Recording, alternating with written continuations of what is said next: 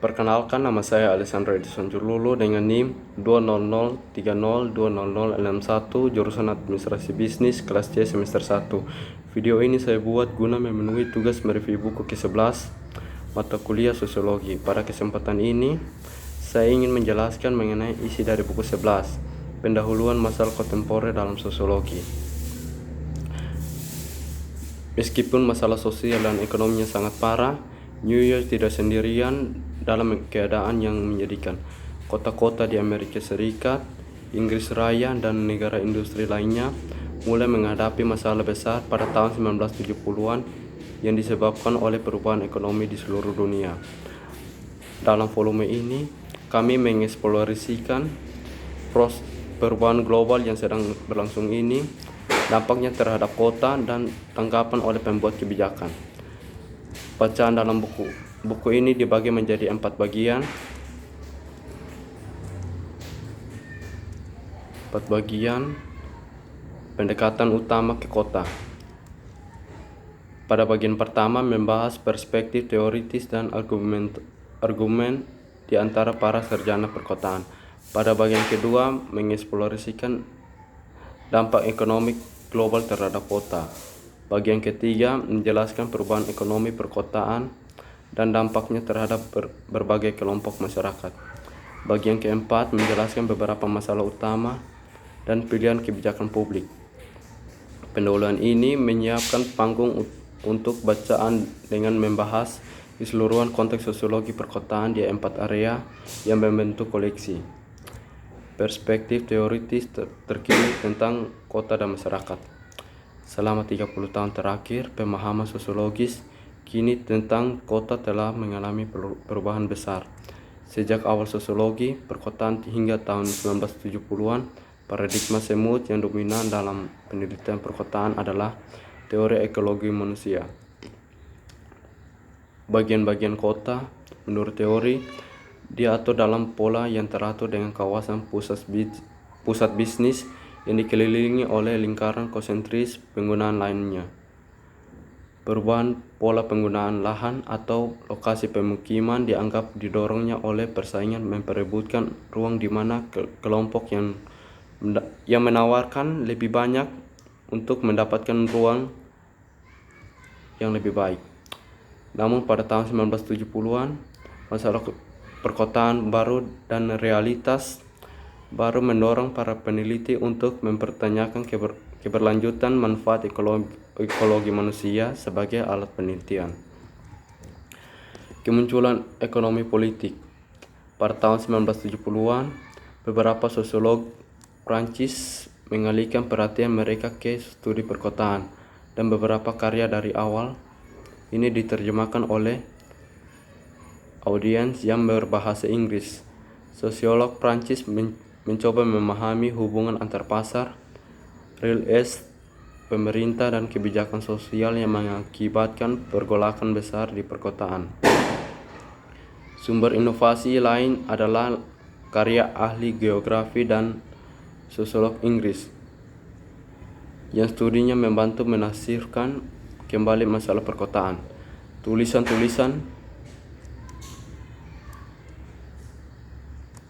Tulisan-tulisan baru ini memicu serangkaian konferensi dan publikasi yang mempertemukan para sarjana seputar agenda penelitian bersama dan perspektif teoritis yang dikenal sebagai ekonomi politik.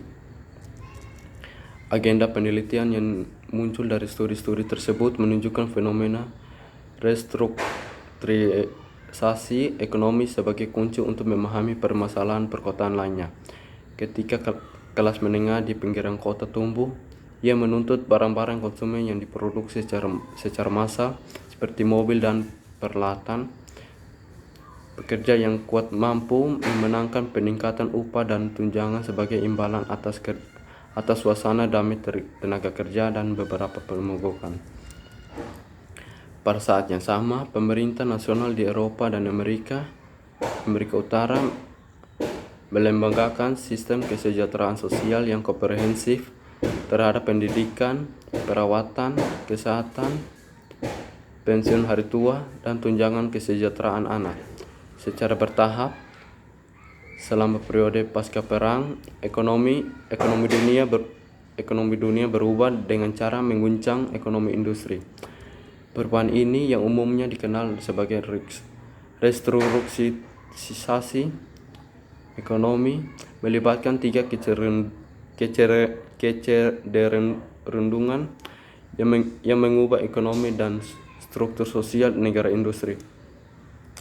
Karena upaya di sektor jasa dibagi menjadi pekerjaan dengan gaji yang sangat tinggi dan pekerjaan dengan gaji yang sangat rendah. Pertumbuhan pekerjaan jasa memiliki efek yang sangat besar pada distribusi pendapatan. Fordisme melibatkan integrasi vertikal dari manufaktur, standarisasi produk untuk konsumsi massal, angkatan kerja yang berserikat dengan gaji yang umum baik, dan jaringan pengaman sosial dari layanan pemerintah. Pabrik tersebut mewakili investasi yang sangat besar, dibangun untuk memproduksi jutaan mobil standar, dan para pekerja berulang kali melakukan fungsi khusus di jalur perakitan. Rezim Fordisme berangsur-angsur digantikan oleh rezim produksi yang fleksibel. Alih-alih perusahaan besar terintegrasi secara vertikal, produksi yang fleksibel menimbulkan jaringan perusahaan kecil yang memproduksi suku cadang untuk satu sama lain. Bayangkan sebuah perusahaan elektronik yang mengontrak penyedia kecil untuk membuat sirkuit dan mengirimkannya untuk dirakit menjadi beberapa produk berbeda. Jumlah investasi di pabrik tersebut relatif kecil dan peralatan komputer dan dapat dengan diubah menjadi produk yang berbeda. Jadwal produksi di lokasi perakitan selalu bervariasi tergantung pada jumlah pesanan yang dilakukan. Suku cadang dikirim ke titik perakitan dari setengah lusin kontraktor yang tenaga kerjanya dipekerjakan sesuai kebutuhan dengan upah yang relatif rendah tanpa jaminan kerja. Meskipun para analisis berbeda pendapat mengenai efek jangka panjang dari produksi fleksibel, mereka umumnya setuju bahwa dalam jangka pendek hal itu menyebabkan dislokasi banyak pekerja yang merupakan penerima manfaat dari sistem Fordisme. Gender dan penelitian. Perkotaan sosiolog secara tradisional memiliki kota melalui lensa ras, etnis, dan kelas sosial. Sampai tahun 1980, mereka jarang membahas atau mempelajari cara-cara di mana pria dan wanita menjalani kehidupan yang berbeda atau mengalami realitas yang berbeda. Mereka fokus pada isu-isu seperti kebutuhan perumahan, lokasi kerja, transportasi, kesempatan rekreasi, pekerjaan rumah tangga tanpa upah, dan keterlibatan masyarakat. Peneliti mulai membahas cara perencana kota membuat asumsi tentang komposisi rumah tangga yang layak, menyusun jalur transportasi yang mengutamakan pola kerja laki-laki, dan mendorong pemisahan rumah dari sebuah sekolah, toko, dan kebutuhan sehari-hari lainnya. Sebagai contoh kontribusi, Danton Spanyol dalam volume ini membahas perpotongan 3 variabel: gender, ruang, dan status. Globalisasi dampaknya pada kota. Meskipun negara-negara di dunia telah diintegrasi ke dalam sistem ekonomi setidaknya selama 4 abad, peningkatan terkini dalam transportasi dan teknologi komunikasi telah meningkatkan dan mempercepat laju integrasi global. Penurunan kerajaan kolonial dan disintegrasi ekonomi komunis yang lebih baru telah berkontribusi pada penyatuan pasar global tunggal untuk barang dan jasa dan tenaga kerja. Seperti disebutkan di atas, globalisasi ekonomi adalah salah satu perkembangan utama yang mempengaruhi kota-kota dalam 3 dekade terakhir. Teknologi transportasi dan komunikasi modern telah memungkinkan perusahaan untuk mengkoordinasi proses manufaktur yang berlangsung di beberapa lokasi di negara yang berbeda. Jalur perakitan global ini telah menurunkan upah manufaktur dan memindahkan pekerjaan manufaktur keluar dari negara-negara industri. Globalisasi telah menciptakan lingkungan korporat baru yang membutuhkan koordinasi proses perencanaan dan produksi yang tersebar secara geografis. Globalisasi ekonomi juga mendorong imigrasi karena uang, ide dan barang lebih bebas untuk bergerak di seluruh dunia. Begitu pula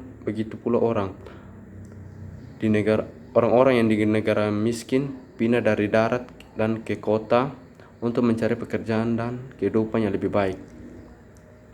Untuk alasan yang sama, orang-orang berpindah dari kota-kota yang kurang industri ke negara-negara yang lebih maju di semua wilayah di dunia. Perubahan ekonomi perkotaan. Sejak tahun 1975, rekonstruksi ekonomi ditambah dengan globalisasi yang intensif telah menjadi pengaruh yang lebih besar pada jenis pekerjaan yang tersedia di Amerika Serikat, Inggris Raya, dan negara industri lainnya. Karena pekerjaan industri telah menurun. Pekerjaan yang telah tumbuh di industri seperti teknologi komputer, layanan medis, layanan perusahaan, perhotelan, dan pariwisata. Pekerjaan ini cenderung bergaji sangat tinggi atau sangat rendah. Kelas menengah yang di Amerika Serikat tumbuh hingga tahun 1973 telah menyusut sejak itu. Dan proporsi populasi yang kaya atau miskin telah meningkat. Salah satu konsekuensi yang terlihat adalah jumlah tunawisma miskin di kota terus meningkat. Karena penurunan pendapatan, terganggunya layanan sosial dan meningkatnya biaya perumahan sebagai tanggapan terhadap perubahan ekonomi perkotaan. Banyak kota yang telah mengadopsi strategi pembangunan ekonomi yang menarik dan mempertahankan lapangan kerja. Campuran tipikal strategi untuk sebuah kota akan mencakup komunikasi, mendukung industri baru, memperkuat industri yang sudah ada, dan menarik industri seluler. Sekian akhir kata, saya mengucapkan terima kasih.